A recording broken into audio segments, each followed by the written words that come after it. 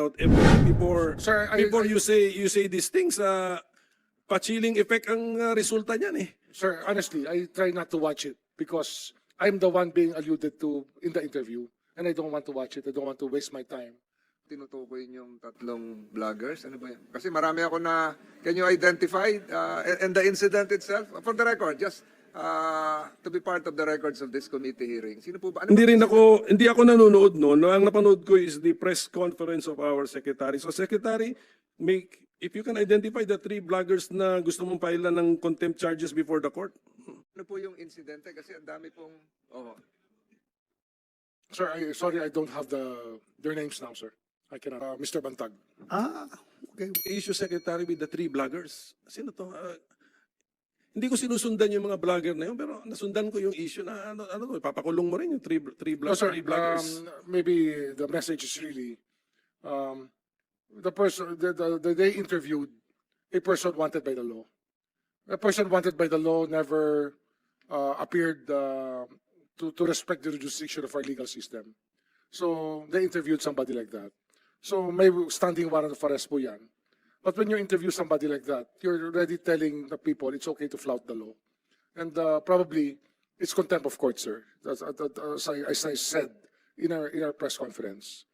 It's contempt of court when you're telling people it's okay to disrespect the court by saying that saying many things without respecting the jurisdiction of the court, sir. So is your issue against the 3 vloggers on the content of the interview or the mere fact of interviewing a person who was a The mere fact of interviewing somebody wanted by the law and without disclosing, without being cooperative with the legal system, sir. All of a sudden, it becomes their fault? Sir, It becomes the fault of sir, the we are interviewers? entitled to freedom. We have all our freedom. We will die defending freedom, sir. But when it comes to obeying the law and respecting the law, I think it's something that we should also die for. We also have to make sure that people still respect our legal system. Yun ang point ko, what was the law being violated? Because they interviewed, did they interview in person Sir, it's just or one- Zoom? sir, it's- Was it on Zoom or an in-person interview? I'm not sure, sir, but it's you direct already- or indirect contempt of court, sir. Hindi pwedeng direct contempt yun. The direct contempt must happen right before the judge. Hindi Indirect pwede. contempt of court, sir. You didn't even know what happened and you already have formed that it's a possible indirect contempt. I had it investigated, and that is what was given to me by our people. That is the act. That the act being given attention to is the lack of respect for the legal system, sir. Mr. Chair. But it's, I just make one pa bago ko malimutan. So it's just banggaan lang ng values ito eh. So the Secretary invokes respect for the legal system. Well, on the other side of the coin is free speech.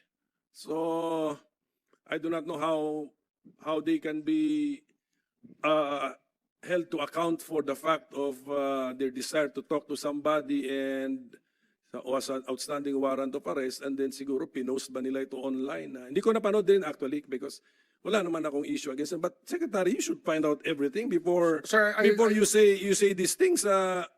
Pa-chilling effect ang resulta niyan eh. Sir, honestly, I try not to watch it because I'm the one being alluded to in the interview, and I don't want to watch it. I don't want to waste my time listening to people who would just want to malign my person, sir. So I asked the other people to investigate it for me.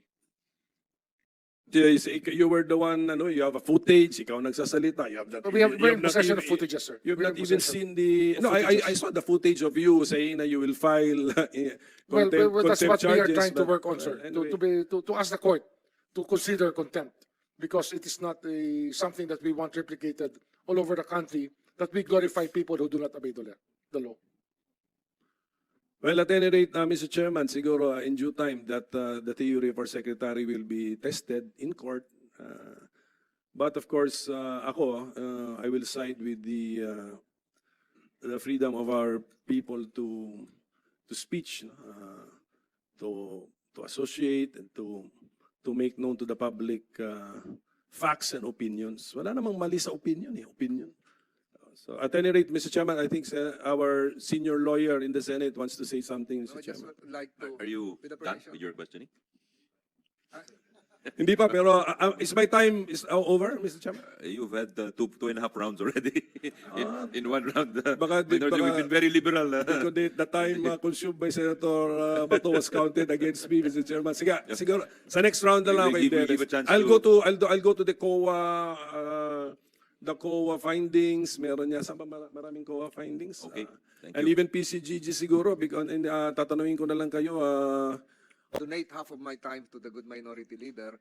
Perhaps he can still apprise this committee. Sino ba yung tinutukoy yung tatlong vloggers? Ano ba yan? Kasi marami ako na, can you identify and the incident itself? For the record, just to be part of the records of this committee hearing. Sino po ba? Ano ba- hindi ako nanonood noon. Ang napanood ko is the press conference of our secretary. So secretary, if you can identify the 3 vloggers na gusto mong pailan ng contempt charges before the court. Ano po yung insidente? Kasi ang dami pong... Oh. Sir, sorry, I don't have their names now, sir. I cannot answer that question now. Sir, Mr. Chairman, how about yung kwan, sir? Yung wanted person na in-interview nila. The interviewee. Interviewee, yeah. The interviewers, May- hindi pa natin alam kung sino, but the interviewee, the subject. Mayroon, The subject was Mr. Bantag. okay. Thank you, Thank you, Mr. Chairman. Secretary. Thank you, Mr.